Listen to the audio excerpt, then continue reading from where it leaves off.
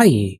Stop waiting for the time to be just right, perfect. It never will. Just start with whatever you have. Now is the good time. Today is 12th of April 2022. Let us have a quick discussion of all these important topics. Rapid G K yesterday questions के answers हैं। Bill certify करते हैं money bill speaker of Lok Sabha. Article 52 में है president of the country होना चाहिए Indian constitution. Minimum strength of state legislative assembly होती है 60। 48 आवर्स पहले 48 hours before actual polling election campaign को स्टॉप करना पड़ता है। Right to vote in India is a constitutional right. So ये आंसर्स हैं यस्टरडेज क्वेश्चंस। आज के सवाल हैं, in which part of India is the Nangal wildlife sanctuary located? Nagarjuna Sagar dam is situated in which state of India? Indian Ocean Rim Association for regional cooperation काफी news में है, इसका हेडक्वार्टर कहां पर है? रविंद्रनाथ टैगोर जी जो फर्स्ट नॉन यूरोपियन थे जिन्होंने नोबेल प्राइज जीता था 1913, बुक का नाम क्या था जिसके लिए इन्हें लिटरेचर का ये नोबेल प्राइज मिला था?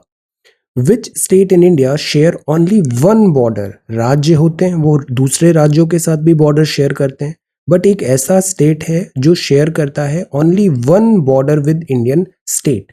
सो these are questions for today. आज की वोकैबुलरी है रेमिट। रेमिट का मतलब होता है रद्द करना, कैंसल और रिफ्रेन फ्रॉम एग्जैक्टिंग और inflicting, revoke, abrogate. So this is रद्द करना। सैंग्वाइन का मतलब होता है आशावादी है, ऑप्टिमिस्टिक और पॉजिटिव, अपेरेंटली बैड और डिफिकल्ट सिचुएशन में भी। डाइग्रेशन का मतलब होता है टेम्पररी डिपार्चर है from the main subject in speech और राइटिंग।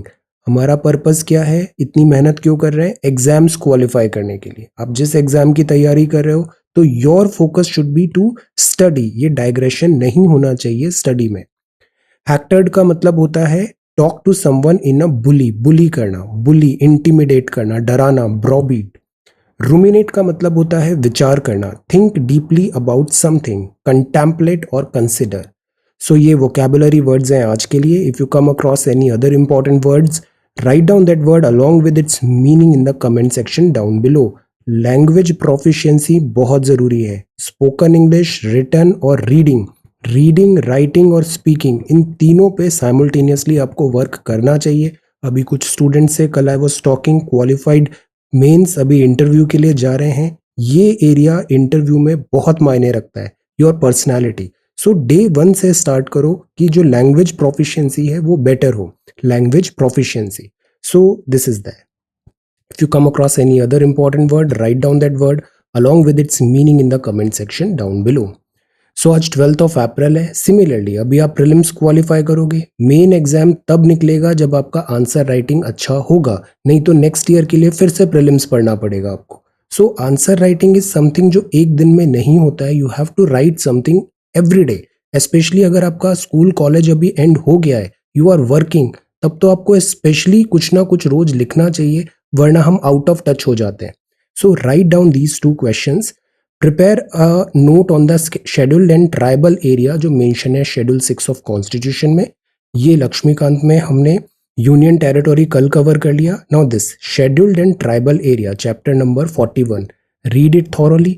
इससे रिलेटेड अभी करंट अफेयर्स क्या चल रहा है, न्यूज़ क्या चल रहा है, ट्राइबल्स के बारे में हमें अवेयरनेस होना चाहिए। तो इस पूरे जोन को बहुत अच्छे से पढ़ो और उसको समराइज करो, लिखो। Prepare a note on the geography of the Black Sea. Black Sea बहुत न्यूज में है अभी, geopolitics, Russian, Crimea peninsula, Ukraine. Black Sea के बारे में सारी ज्योग्राफी इसको अच्छे से समझना है। ज्योग्राफी वर्ड इसलिए यूज किया है बिकॉज ताकि ये ब्रॉड एंडेड हो जाए। इसमें आप जियो इकोनॉमी भी यूज करिए, जियो स्ट्रैटेजी भी यूज करिए, यहाँ के इंपॉर्टेंट स्टेट्स, नेविगेशन, सारी चीज right it down. Littoral states कौन से हैं, कंसोलिडेट, और इसी के साथ आपका एक बहुत इंपॉर्टेंट एरिया मैपिंग का भी कवर हो जाएगा। Okay, so these are the 2 questions for today. So today is the Hindu. This is April 12th, 2022. One more thing. Last 2 months में I've talked to not only students जो all over India से हैं, but कुछ NRI से भी अभी बात हुआ है। वो एग्जाम अभी लिखने के लिए नेक्स्ट मंथ अभी इंडिया आएंगे। And interestingly you know, books, resources, notes, motivation, strategy, ऐसा एक भी स्टूडेंट नहीं मिला है जिसके पास ये सारी चीज़ें नहीं हो। सबको सब पता है, इंटरनेट का जमाना है, सबके पास एक्सेस है, बुक्स का भी, रिसोर्सेस का भी, नोट्स का भी, मोटिवेशन तो प्लेंटी है, स्ट्रैटेजी भी पता है। From UPSC topper to UPSC chairman सारे वीडियोस देखें, स्ट्रैटेजी सबको पता है। जो चीज डिफरेंशिएट करेगा आप सब में वो होगा इन सब चीजों का एग्जीक्यूशन, कौन कितना कर पाता है, डिसिप्लिन के साथ आप पढ़ते हो और इन सब चीजों को इंप्लीमेंट करते हो या नहीं। This is what we are trying to do. Every day means every day, but you have to match the efforts. Second thing, students का मेंटेलिटी होता है, उनको एग्जाम की बातें करने में बहुत मजा आता है। They love to talk about exam, but you also have to actually prepare for examination. Okay, तो remember this thing. So study, discipline and implementation, जो भी आपकी स्ट्रैटेजी है उसको इम्प्लीमेंट भी करो, दिस इज इंपॉर्टेंट। सीरियस का वर्क हो गया है, मैं 1 या 2 दिन में ये सारे अभी आपसे बहुत अच्छे सारे कंपाइलेशन शेयर करूंगा। Alright, so this is the Hindu newspaper. Ukraine dominates Modi Biden talks. अब देखो होमवर्क क्यों करना चाहिए अच्छे से। जयशंकर साहब का स्पीच देखा, यूएस गए हैं और वहां के जो रिपोर्टर्स हैं उन्होंने कॉर्नर करने की कोशिश की कि हम रशिया से ऑयल कैसे क्यों बाय कर रहे हैं। जयशंकर साहब ने इतना स्मार्टली, डिप्लोमेटिकली, टैक्टफुली आंसर दिया कि जितना ऑयल हम 1 मंथ में लेते हैं उतना तो यूरोप 1 आफ्टरनून में ले रहा है। So why not US is focusing on this area first. So this is again important because हमारा भी रिक्वायरमेंट है, हमें ऑयल का जरूरत है, नेसेसिटी है। So we also have to look after our interest. So Ukraine ने डोमिनेट किया मोदी बाइडेन टॉक्स को। हमारे प्राइम मिनिस्टर साहब ने यहाँ वर्चुअल मीट किया। ये जो बाइडेन है यूएसए, और हमारे डिफेंस मिनिस्टर और एक्सटर्नल अफेयर्स मिनिस्टर भी थे। सो दैट इज वाई इसको 2+2 टॉक बोलते हैं। 1-2 इंडिया के एंड सिमिलरली यूएस के 2 काउंटर पार्ट, 2+2। तो एक्सटर्नल अफेयर मिनिस्टर हैं और डिफेंस मिनिस्टर साहब भी हैं। 2+2 फॉरेन एंड डिफेंस मिनिस्ट्री का डायलॉग हुआ यूएस काउंटर पार्ट्स में। रेगुलर टॉक्स हुआ, रशिया यूक्रेन दोनों इंपॉर्टेंट इश्यूज हैं। प्लस इसके अलावा कोविड-19 पैंडमिक में बात हुआ, global economy, climate, recent development जो साउथ एशिया और इंडो पैसिफिक रीजन पे भी है, इन सब चीज़ों पे 2+2 डायलॉग हुआ। See, we are not against USA, this is not like that कि we are against USA. At times हम क्रिटिसाइज भी करते हैं, no, we are just India first. हम इंडिया के इंटरेस्ट के अकॉर्डिंगली बात करते हैं। तो यहाँ ऐसा बिल्कुल भी नहीं है कि हम यूएसए के साथ नहीं है या फिर रशिया के साथ नहीं है, no, we are independent sovereign country. हम हमारे स्ट्रैटेजिक इंटरेस्ट के हिसाब से यहाँ आगे डिसीजन ले रहे हैं। प्लस हमारी एक और पॉलिसी भी होती है, हम कभी भी किसी कंट्री के इंटरनल मैटर पे इंटरफियर नहीं करते। So that is why Pakistan में ये जो भी टर्मोइल चल रहा है हमारा, it's none of our business. Sri Lanka में भी जो है यहाँ पे protest etcetera, it's none of our business. Sri Lanka को हेल्प चाहिए तो फिर एज अ नेबर जो हम वहाँ प्रोवाइड कर सकते हैं वो हम कोशिश करेंगे। This is our policy. Okay, so this is there. अब जैसे यहाँ पर है, ये न्यू प्राइम मिनिस्टर हैं mister Shahbaz Sharif, addressing the national assembly on Monday. So this is new prime minister of Pakistan. Then so this is the front page of the Hindu. अब ये next है लैंडफिल। जैसे हम दिल्ली की बात करते हैं, ये गाजीपुर है, ये कचरे का एक बहुत बड़ा पहाड़ बन गया है। यहाँ अक्सर फायर हो जाता है, फायर के साथ पॉल्यूशन रिलेटेड इश्यूज आते हैं। वेस्ट डंपिंग एक बहुत बड़ा इशू है हर अर्बन सिटी में, चाहे वो दिल्ली हो, इंडिया सेंट्रल इंडिया भोपाल हो, या फिर दिस मुंबई हो, दिस कोलकाता हो, बैंगलोर हो, अहमदाबाद हो, एवरीवेयर। ये लैंडफिल जो है, वेस्ट मैनेजमेंट है, ये एक सबसे इंपॉर्टेंट टॉपिक रहता है जब भी हम अर्बन मैनेजमेंट सिटीज़ की बात करते हैं। So this is the UPSC, no need to panic over XE variant. ये नया वेरिएंट आया है, कोविड-19 सिचुएशन गवर्नमेंट मॉनिटर कर रही है। बूस्टर डोज भी अब स्टार्ट हो गए हैं, हर 18+ को बूस्टर वैक्सीनेशन डोज लग जाएगा। सो दिस इज दैट। और अब जो नेक्स्ट है वो है समर पॉल्यूशन। अब देखो दिल्ली और पॉल्यूशन, ये स्टोरी कभी एंड ही नहीं होती। विंटर पॉल्यूशन हम देखते हैं जब स्टबल बर्निंग की बात आती है, विंड जैसे हो रहा है, सर्कुलेशन नहीं हो रहा है, पॉल्यूटेंट्स एटसेट्रा का। अब आ रहा है दिस समर पॉल्यूशन। तो समर एक्शन प्लान है टू कर्ब पॉल्यूशन। ये क्या होता है, जैसे समर है, ड्राइनेस है, रोड्स में बहुत ज़्यादा डस्ट आ जाती है, प्लस दिल्ली में कंस्ट्रक्शन एक्टिविटी तो कभी स्टॉप होती ही नहीं है। तो कंस्ट्रक्शन एक्टिविटी है, रोड्स बन रहा है, तो ये जो फाइन पार्टिकुलेट मैटर हैं ये एयर पे सस्पेंड होते हैं और ब्रीदिंग इससे डिफिकल्ट होता है। तो दिस जो पॉल्यूशन है ये मतलब एवर लास्टिंग है, 12 महीने रहता है ये। एंटी रोड डस्ट ड्राइव भी है। तो ये कुछ बहुत अच्छे पॉइंट्स हैं पॉल्यूशन रिलेटेड जो मेजर्स हैं पॉल्यूशन को मिटिगेट करने के। तो ये समर एक्शन प्लान है to reduce air pollution, campaign चलेगा। और जैसे कि लैंडफिल साइट्स जो अभी हमने देखा गाजीपुर, उसको फिल करने की बात है। ओपन बर्निंग इंसिडेंट्स होते हैं, कई बार वेस्ट को ओपनली बर्न किया जा रहा है, वो पॉल्यूटिंग होता है, उसको स्टॉप करना है।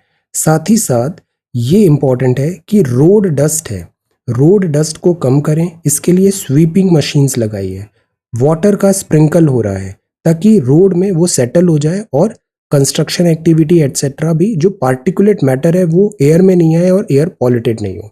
तो जैसे ये कंस्ट्रक्शन वर्कर यहाँ पे हो रहा है तो ऐसा पानी वहाँ पे स्प्रे किया जा रहा है। पार्क्स हो, सिटी हो, replacement of single use plastic हो, आगे माइक्रो प्लास्टिक्स भी पड़ते हैं। तो तब जाके, because Delhi is capital of India, world class level city है, पॉल्यूटेड है, नॉट गुड, तो जो लिवेबिलिटी इंडेक्स है वो भी बेटर करना है यहाँ पे। तो ये सारे एरिया हैं, जैसे ग्रीन कवर को बढ़ाओ, स्टब्बल बर्निंग, क्लाइमेटिक कंडीशन, विंटर में प्रॉब्लम होती है। अब इसका सॉल्यूशन भी हम अभी से फाइंड आउट करने की कोशिश करें। एयर क्वालिटी रिपोर्ट है, world air quality report, Swiss organisation IQ air ने लास्ट मंथ रिलीज किया था। एंड एज यूजुअल कंट्री का दिल्ली जो कैपिटल है वो 4th कंसेक्यूटिव ईयर में काफी पॉल्यूटेड कंट्री रही है, most polluted capital in the world रही है for 4th consecutive year in 2021। So the point is, इस पॉल्यूशन को लाइटली नहीं लेना है। हमने रिवीजन क्लास में पढ़ा था स्मोग टॉवर्स का, स्मोक टॉवर्स, तो do not take it lightly. Then this is Odisha का बारबरा फॉरेस्ट है, set for eco tourism push. ये जो वर्ड है ना इको टूरिज्म, ये बहुत इंपॉर्टेंट वर्ड है। इको टूरिज्म मतलब हम जो हमारा फॉरेस्ट है, नेचुरल रिसोर्सेज है, इसको इस तरीके से डेवलप करें वहाँ टूरिस्ट जाएं और उन टूरिस्ट से एनवायरमेंटल डैमेज भी नहीं हो। टूरिस्ट जाएंगे तो रेवेन्यू आएगा, बिकॉज इन दी एंड जैसे नेशनल पार्क है, टाइगर रिजर्व भी है, रेवेन्यू चाहिए होता है, पैसे चाहिए होते हैं to run the things. So that is why this is important कि हम टूरिज्म भी हो, टूरिज्म से रेवेन्यू आएगा, लोगों को जागरूकता होती है about this forest, wildlife etcetera. At the same time we get, मतलब forest department get money, essential resources, और उस मनी से फिर ये कंजर्वेशन एफर्ट करते हैं। तो इको टूरिज्म इसके लिए एक बहुत इंपॉर्टेंट वर्ड है। जैसे कि कई बार आप देखो फॉरेस्ट में सफारी में जा रहे हैं, प्लास्टिक बॉटल्स फेंक देते हैं इधर उधर, दिस इज रॉन्ग। ये जो बारबरा फॉरेस्ट है ये एशिया का सबसे बड़ा टीक और साल का फॉरेस्ट है। टीक बहुत इंपॉर्टेंट लकड़ी होती है, टिम्बर इसका होता है, टिम्बर यूज बहुत ज्यादा है टीक का, और साल भी यहाँ पे मिलता है। ये ओडिशा में है। ये ओनली फॉरेस्ट इन इंडिया है जिसको CRPF गार्ड करती है, मतलब दिस टेल्स की कितना वैल्यूएबल है। जैसे अभी एक मूवी भी आई थी, ऑल्दो मूवी में जो बताया गया है, जो एक्टर है जो primarily movie sentiment keep that apart, वो जो प्राइमरली एक्टिविटी हो रहा है वो स्मगलिंग हो रहा है। Smuggling is wrong. Red sanders का जो स्मगलिंग है दिस इज रॉन्ग। तो ये जो स्मगलिंग एक्टिविटीज है इसको स्टॉप करना गवर्नमेंट की रिस्पॉन्सिबिलिटी होती है, और इसके लिए CRPF यहाँ पे लगाया गया है। सेकेंड चीज है इंफ्रास्ट्रक्चर बना रहे हैं, कॉटेज बना रहे हैं, लैंडस्केप बना रहे हैं, नेचुरल स्ट्रीम भी है। This is a very beautiful area, और डेंस टीक फॉरेस्ट भी है यहाँ पे, इसका कंजर्वेशन करना है। तो यहाँ के चीफ मिनिस्टर साहब ने 1994-95 में ही यहाँ पे CRPF लगाया था ताकि वो फॉरेस्ट को बचा पाए, tree felling and protect the forest. ये बारबरा लैंडस्केप है, खोरदा फॉरेस्ट डिवीजन में है ये, और ब्रिटिशर्स ने 1910 को यहाँ पे इसको बनाया था, इस फॉरेस्ट को ग्रो किया था। इसकी भी इंटरेस्टिंग स्टोरी है। एक्चुअली यहाँ पर लेडी थी, टाइगर का अटैक हुआ था और उसके नाम पर, उनके नाम पर ये फॉरेस्ट का नाम डला। ओके, तो CRPF को यहाँ पे डिप्लॉय किया है, यहाँ माओइस्ट एक्शन भी है। So overall forest management committee है, ट्री फेलिंग, फॉरेस्ट कंजर्वेशन जो है इसको अप द गेम करना जरूरी है। ओके, तो दिस इज इन फॉरेस्ट। सी, ये ब्रिटिश ऑफिसर थे, टाइगर का अटैक हुआ था तो उनके नाम पर फिर ये हुआ था Barbara forest. So this is Barbara forest. Teak है और साल है और CRPF यहाँ पे डिप्लॉयड है। 3 चीजें याद रखना है। ये है हैंडलिंग विद केयर, बराज है, ferrying ammonia passes through national waterway 3 in Kochi. आज मॉर्निंग में ही हमने वाटरवेज पढ़े। ऑपरेशनल वाटरवेज कितने हैं? वैसे तो 111 आ गए हैं, ऑपरेशनल कुछ कम है, उनके नाम पता होना चाहिए। नेशनल वाटरवे 3 कहाँ पर है? कोची में है नेशनल वाटरवे 3। अब वाटरवेज के साथ सबसे बड़ी प्रॉब्लम क्या होती है कि जैसे ये अमोनिया पास हो रहा है, अगर बाय द वे कोई एक्सीडेंट हो गया तो इमेजिन इससे एक्वाटिक सिस्टम है उसमें कितना ज़्यादा डैमेज होगा। This is the biggest threat because ये एक्वाटिक इकोसिस्टम बहुत फ्रेजाइल होता है। सो दैट इज़ वाई सबसे बड़ा जो चैलेंज होता है वो ये नहीं होता कि कॉस्ट ज़्यादा है, इनफैक्ट कॉस्ट तो कम पड़ती है एक्वाटिक में, वाटरवेज में कॉस्ट कम पड़ती है, बट द पॉइंट इज इससे डैमेज कितना हो सकता है, पोटेंशियल डिजास्टर इस एक्वाटिक सिस्टम का। तो ये होता है handling with care. Similarly micro plastics होते हैं। माइक्रो प्लास्टिक्स बहुत स्मॉल साइज के, माइक्रो लेवल के हैं, और ये जो माइक्रो प्लास्टिक्स हैं अब अपनी फूड चेन में भी आने लग गए। तो this is a cause of worry. देखो ये ऐसे बहुत छोटे छोटे प्लास्टिक्स हैं, बिकॉज प्लास्टिक्स कभी डिग्रेड तो होता नहीं है, नॉन बायोडिग्रेडेबल है, वो टूट के ऐसे छोटे छोटे कणों में, छोटे छोटे पार्टिकल्स में कन्वर्ट हो जाता है। फिश ने इसको खाया, फिश से फिर वो ह्यूमन में आया, और फिर इस तरीके से फूड इकोसिस्टम में आ जाता है। रिवीजन क्लास में हमने पढ़ा था ना, food web, food ecosystem, food chain etcetera. तो माइक्रोप्लास्टिक्स हैं, ये फिश में मिले हैं, और इनसे जो फिशेज हैं उनका बॉडी स्ट्रक्चर भी ऑल्टर हो रहा है, डिफॉर्मिटीज आ रही है। ये चीज मिला कावेरी रिवर में, कावेरी रिवर की फिशेज में। माइक्रोप्लास्टिक क्या है? जैसे एग्रीकल्चर का रन ऑफ है, कुछ पेस्टिसाइड्स एटसेट्रा से आ रहा है, रोड से आ रहा है, टायर का डेब्री है, रोड वियर टियर हो रहा है, या फिर क्लोथिंग है, क्लोथ्स ड्राई हो रहे हैं, प्लास्टिक है, इंडस्ट्रीज है, ये सब प्लास्टिक इधर सी में आ रहा है, वाटर में आ रहा है। अब ये कंप्लीटली नहीं टूटेगा, कॉस्मेटिक माइक्रोबीड्स भी है, ये छोटे छोटे पार्टिकल्स में कन्वर्ट होगा, फिशेस के पास जाएगा, और फिर ये वापस ह्यूमंस में ऐसे इकोसिस्टम में आ जाएगा। तो दिस इज द प्रॉब्लम जो यहाँ पे बताया है कि कावेरी रिवर में स्टडी किया और बहुत सारे एरियाज में माइक्रो प्लास्टिक नजर आया है जो एक्वेटिक लाइफ को डिस्टर्ब कर रहा है, ऑल्टर कर रहा है। ये स्टडी हुआ था कृष्ण राज सागर डैम पे और बैंक ऑफ कावेरी रिवर पे।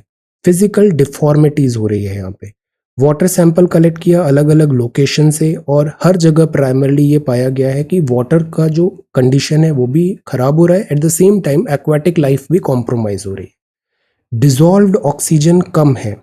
इसके अलावा यहाँ पे slow flowing and stagnant site से इन्होंने कलेक्ट किया। अब सी एक चीज़ और इम्पॉर्टेंट होती है, पॉल्यूशन इसलिए भी ज़्यादा होता है अगर वाटर का फ्लो कम हो गया, रिवर का पानी कम हो गया, जैसे डैम बन लिया है, डैम बना लिया है तो डाउन स्ट्रीम में रिवर का पानी कम हो गया, रिवर का पानी कम होगा तो रिवर में फ्लो होता है, बहाव होता है, तो वो जो वेस्ट होता है उसको बहा के आगे ले जाती है।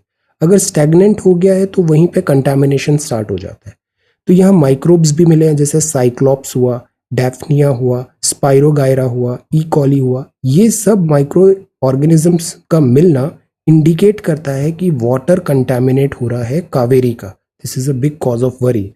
फिर रमन स्पेक्ट्रोस्कोपी भी किया। यहाँ पे जो पार्टिकल्स हैं वो केमिकल एनालिसिस करते हैं। केमिकल एनालिसिस होता है रमन स्पेक्ट्रोस्कोपी में, जिससे डिटेल्ड इंफॉर्मेशन मिल जाती है, उनका स्ट्रक्चर क्या है केमिकल का, phase, polymorphy, crystalline, molecular interaction.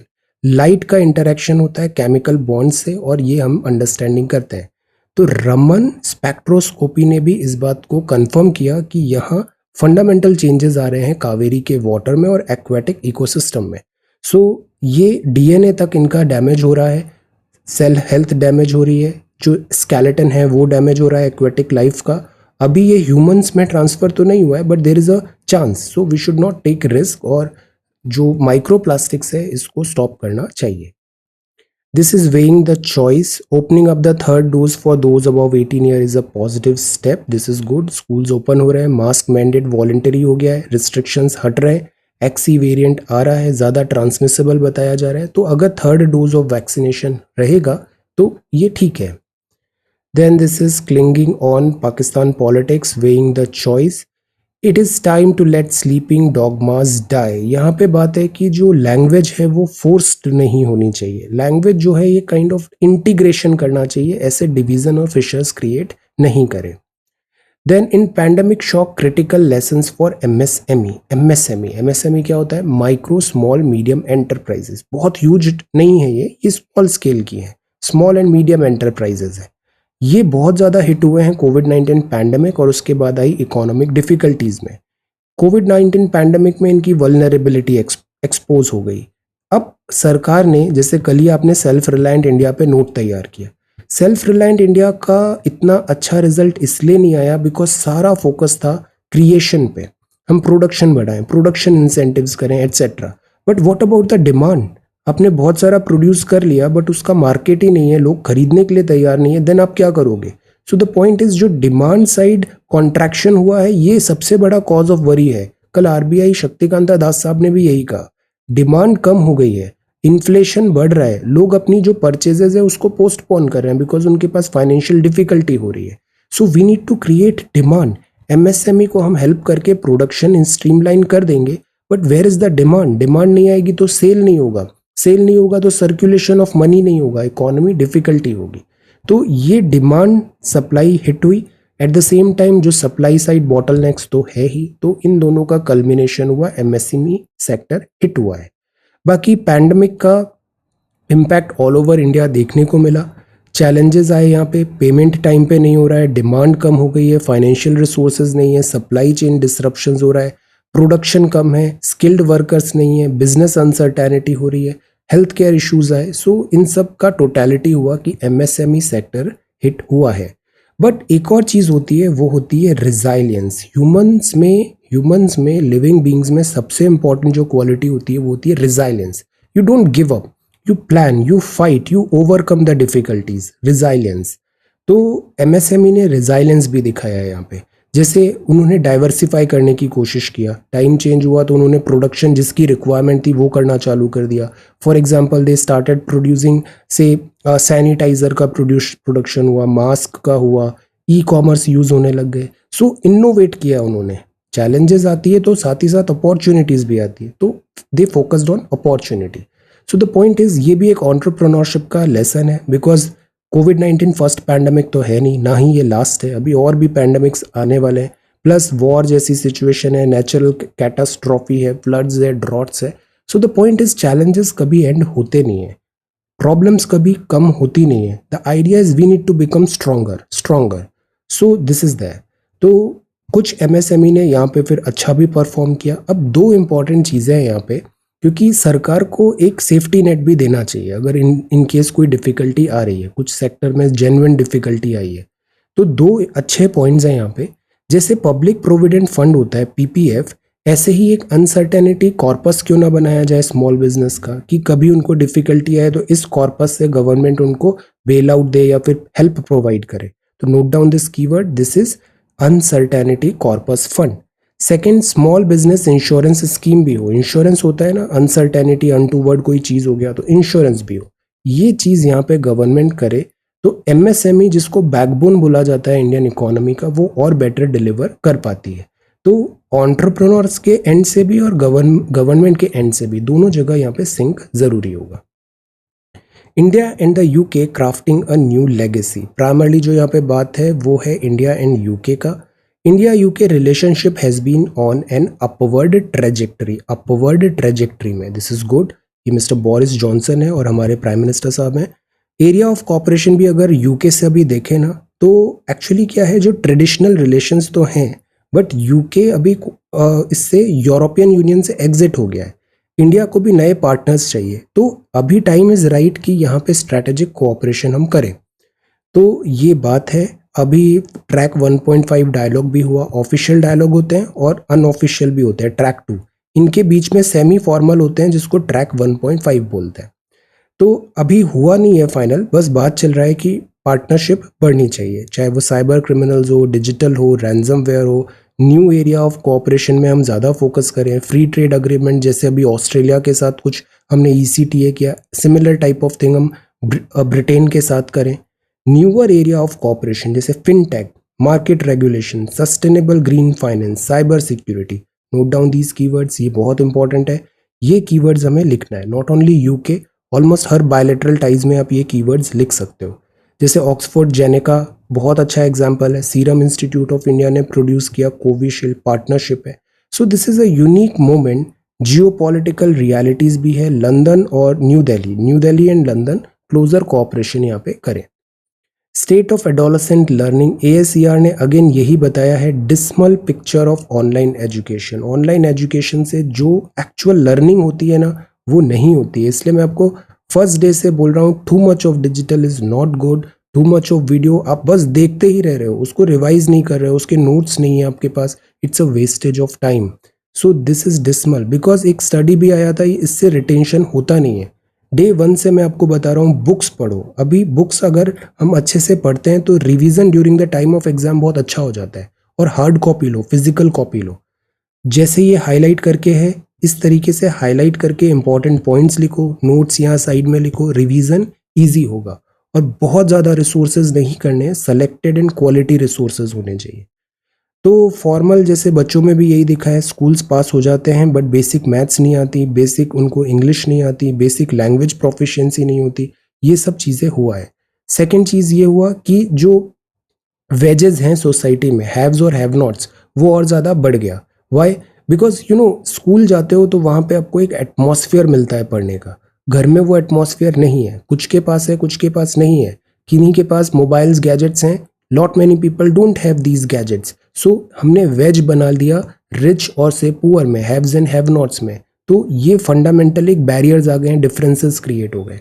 Second चीज़ क्या हुआ, स्पेशली जो गर्ल है, गर्ल बहुत ज़्यादा सफ़र किया। क्यों? क्योंकि अगर घर पर है तो जो पैट्रियार्कियल सोसाइटी है या फिर ट्रेडिशन है हमारे, तो वी स्टार्टेड अज्यूमिंग कि गर्ल घर पे है तो वो फिर डोमेस्टिक वर्क में भी हेल्प करे। No, she is there to study. तो ये चीज़ जो है ये कॉम्प्रोमाइज़ हुआ है यहाँ पे, तो this is again not right. तो जेंडर डिस्पैरिटी क्रिएट हुआ है।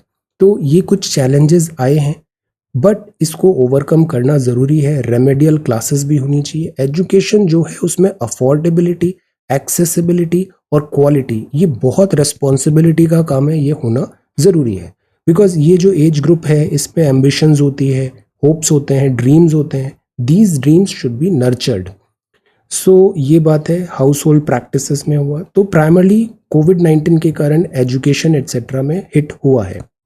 देन टीबी एंड कोविड में डिसरप्शन हुआ। कोविड से एक और चीज़ ये हुआ कि सारा फोकस हेल्थ केयर का कोविड में चला गया, तो जो दूसरी डिसीजेज है ना वो नेग्लेक्ट हो गई है। This is also one thing.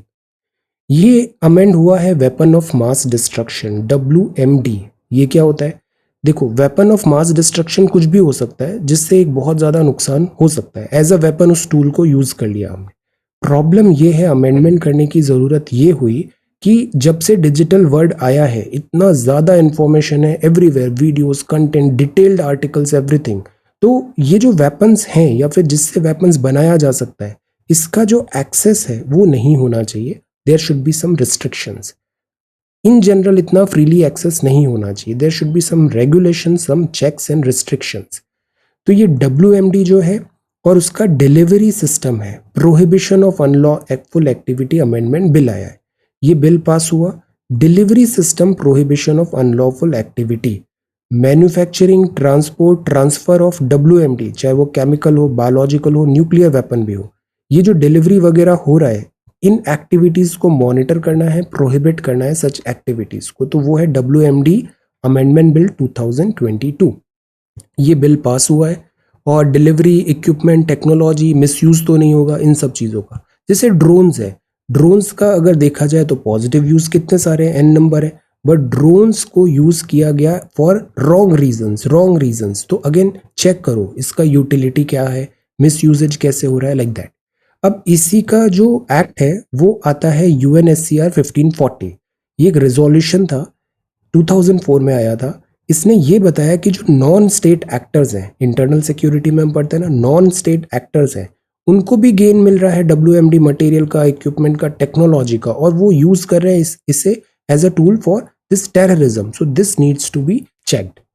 तो 3 प्राइमरीली ऑब्लिगेशन है यहाँ पे कि जो सपोर्ट है नॉन स्टेट एक्टर का उसको प्रोवाइड ना हो। देन जो मटेरियल है, डिलीवरी है, इस पे हम चेक करें, क्रिमिनलाइजिंग करें, पोजेशन अगर ऐसे किसी आर्टिकल या सब्सटेंस का हो रहा है, रूल्स रेगुलेशंस इंप्लीमेंट हो। तो ये अमेंडमेंट लेके आया है। इसमें ऑप्शन है फ्रीज, सीज, अटैच कर सकते हैं फंड्स, एसेट्स एक्सेट्रा अगर इरेगुलरिटी है। अमेंडमेंट नेसेसरी था तो yes it is necessary, because जिस तरीके से टेक्नोलॉजी का प्रोलिफरेशन हुआ है तो नॉन स्टेट एक्टर्स के through such type of this जो रॉन्ग डूइंग्स हैं उसके चांसेस बढ़ गए हैं, साइंस, टेक्नोलॉजी, इंटरनेशनल कॉमर्स के कारण। सो इसको मॉनिटर करना ज़रूरी है। FATF ने भी ये बताया था, बिकॉज FATF भी इस चीज़ को इंक्लूड करता है।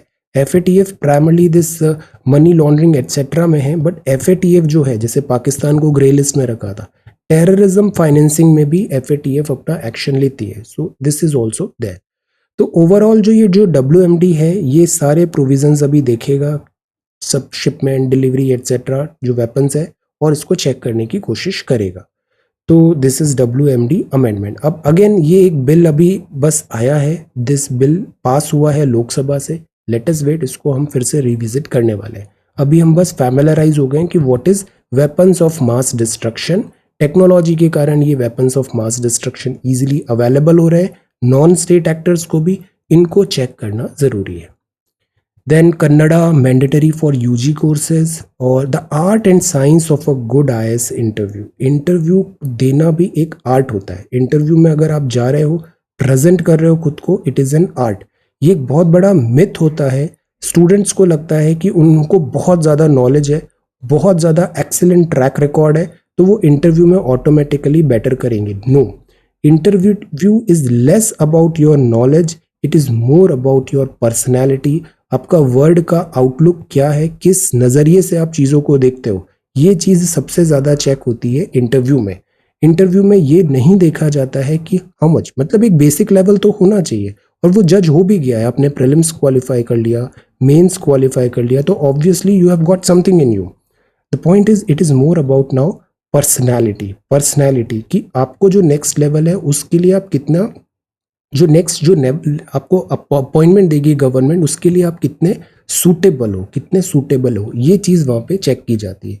और इसमें भी जो सबसे इम्पॉर्टेंट चीज़ जो चेक की जाती है ना, वो होता है पर्पस। अभी इंडिविजुअल गाइडेंस में मैं हर स्टूडेंट का पढ़ता हूँ, और आप ज्वाइन कर रहे हो उसको भी मैं पढ़ता हूँ। सबसे इम्पॉर्टेंट जो चीज़ होती है किसी भी स्टूडेंट में, पर्पस क्या है। आप सिविल सर्विसेज ज्वाइन करना चाहते हो तो क्यों चाहते हो, या ये कोई नेगेटिव वैल्यू से ड्रिवन है कि आपको प्रेजेंट जॉब पसंद नहीं आ रही है, या फिर नेगेटिव वैल्यू से ड्रिवन है कि आपको पावर चाहिए, दिस रोला एटसेट्रा, ये सब नॉनसेंस वैल्यूज, या फिर actually you want to serve the people, because word में क्या लिखा है, सिविल जनता service, this is the kind of service. So what is your driving force, this matters the most in this interview. तो ये चीज़ होती है। तो यहाँ पर मिस्टर रंजन, मिस्टर आलोक रंजन, आप रिटायर्ड हैं अभी 2016, आपने अपना एक्सपीरियंस बताया कि इंटरव्यू में, इसीलिए इंटरव्यू में हम वहाँ पे नॉर्मल जो होता है रेगुलर टॉक्स करें, बी रेस्पेक्टफुल, ये बहुत ज़रूरी होता है। Newer generation at times disrespectful होती है बहुत ज़्यादा, this don't do this, okay. They are very senior people and it is you जिसको नौकरी की ज़रूरत है, ओके। उनके पास बहुत सारे हैं आपके जैसे, इतने सारे students, it's you who want to get selected, so that is why be respectful, this will help you a lot. बाकी जनरल चीज़ें हैं यहाँ पे, आप अपना जो डैफ होता है उसको बहुत अच्छे से पढ़ो। डैफ जो डिटेल्ड एप्लीकेशन फॉर्म में आपने मेंस में भरा है, उसकी सारी चीज़ें आपको पता होना चाहिए। Interview is more about you, आपके बारे में सवाल पूछे जाएंगे। मैं इसका एक और डिटेल्ड वीडियो तैयार करता हूँ, और सारी चीज़ों को यहाँ पे लर्निंग्स जो हैं उसको कंसाइज करके, आर्टिकल्स का भी और खुद के एक्सपीरियंसेस भी यहाँ पे मैं बताऊंगा। Usually I have done good in interview, air force, army, civil services की भी multiple interviews I have done good, so I will try to consolidate all these things in this. Then this is no your English. I want 2 dozen apple. See, जब यहाँ पे 2 लिखा हुआ है तो यहाँ पे S नहीं आता, ये बहुत कॉमन मिस्टेक है, 2 डजन, तो this is I want 2 dozen apples. Get me 3 dozen oranges, 5 dozen safety, number लिखा हुआ है तो यहाँ S नहीं आएगा, okay. Although it is plural but S नहीं आएगा। इगोइस्ट क्या होता है, जो केवल खुद के बारे में सोचता है, खुद का पर्सनल इंटरेस्ट देखता है। He treats self interest as the foundation of morality, तो वो इगोइस्ट होता है। एगोटिस्ट जो होता है वो too much talk about himself होता है, उसका कॉन्वर्जेशन आई सेंटर्ड होता है। तो egotist is a boastful but need not be selfish, जबकि egoist is a very selfish person, तो there is a difference, okay. Then इसके बाद जो नेक्स्ट है, जैसे इन, इनटू, ऑन, एट, ये सारी प्रिपोजिशंस हैं। एट टाइम्स जो वर्ड है ना वो प्रिपोजिशन, सेंटेंसेस प्रिपोजिशन पे भी एंड हो सकता है, जैसे where is he from, she has no one to play with, he is not worth talking to, like that. So this is also one way. So this is learn English.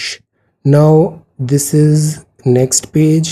ये future scapes competition announce हुआ है। Engineer, ये बिहार में bridge ही उन्होंने चोरी कर लिया। No, this is a very serious matter. पूरा एंटायर 60 फीट का ब्रिज रोहतास डिस्ट्रिक्ट में उन्होंने यहाँ पे 1976 का था, 500 टन का आयरन ब्रिज था, ये चुरा लिया वहां पे। This is crazy. So this is there. NITI puts out energy and climate index list. Now see, climate index list NITI Aayog ने बनाया है। दिस इज इंपॉर्टेंट, इससे सवाल आ सकता है। तो ये क्लाइमेट इंडेक्स है, गुजरात ने इसको टॉप किया है। नीति आयोग का इंडेक्स है ये, energy and climate index. Round 1 UT और स्टेट्स सब थे यहाँ पे। बहुत सारे पैरामीटर्स थे, जैसे डिस्कॉम है, जो डिस्ट्रीब्यूशन कंपनीज हैं इलेक्ट्रिसिटी की, या परफॉर्मेंस, एनर्जी एफिशिएंसी, एनवायरनमेंट। तो ये एनवायरनमेंट से रिलेटेड पैरामीटर्स चेक करता है। तो दैट इज वाई इसका नाम क्या है, energy and climate index list. Top किया है गुजरात ने। गुजरात, केरला, पंजाब, इनका टॉप 3 है रैंक। देन मध्य प्रदेश, छत्तीसगढ़, इन्होंने अच्छा नहीं किया है। देन कैटेगरी भी किया है, बड़े राज्यों को, छोटे राज्यों को, उन्हीं के रैंक उनकी कैटेगरी में कंपटीशन कराया है, लाइक दैट। अब ये जो state energy and climate index है, ये पहला इंडेक्स है जो ट्रैक कर रहा है कि राज्य कितना एफर्ट डाल रहे हैं क्लाइमेट और एनर्जी सेक्टर को बेटर करने के लिए। सो this is a kind of first step. So this is good, first step, energy and climate index list. Then Supreme Court to look into easing adoption methodology, adoption children. Then Russian troops readying for offensive in East. China says change in Pak leadership will not affect ties. And this is UK tax row. Try 5G spectrum auction आने वाला है year and तक, possibly 5G devices 5G activate हो जाएगा। Devices तो आ गई हैं। 40% spectrum price cut किया है, which is a good move. Lower price है, अदरवाइज बहुत कॉस्टली होगा तो फिर ऑपरेशन फीजिबल नहीं हो पाएंगे। वैसे ही टेलीकॉम सेक्टर यहाँ पे ब्लीड कर रहा है। TCS Q4 profit rises 7.4% to 9926 crore. ये जो लेसन है ना, स्टार्टअप्स के लिए भी बहुत इंपॉर्टेंट है। स्टार्टअप्स मतलब ये नहीं होता है कि आपने बहुत वैल्यूएशन कर लिया, बहुत ज़्यादा रेंज कर लिया, VC का बहुत पैसा है तो उसको आप बर्न कर रहे हो, बर्न रेट कितना है आपका। No, it is about actually में अपने प्रोडक्ट क्या बनाया, उसका यूटिलिटी क्या है, और eight the same time profitability होना भी बहुत ज़रूरी है। ये नहीं कि आपने 1 रुपये कमाने के लिए 100 रुपये खर्च किए, दिस इज़ नॉट प्रॉफिटेबिलिटी, ये सस्टेनेबल नहीं होता है। तो ये देखो, TCS का example is such a good example. इतना इसने अर्न किया है सिस्टमेटिकली सारे वर्टिकल में, excellent performance. Health segment bolster these non life insurers. This is manufacture, iPhone India में बनेगा। And this is sports. Alright, so this is today's newspaper. आज केवल 2 क्वेश्चंस है। पहला क्वेश्चन है scheduled and tribal area, schedule 6 के, और दूसरा ज्योग्राफी तैयार करना है ब्लैक सी का। Okay, so thank you so much for watching this video. Take care, study well and be safe.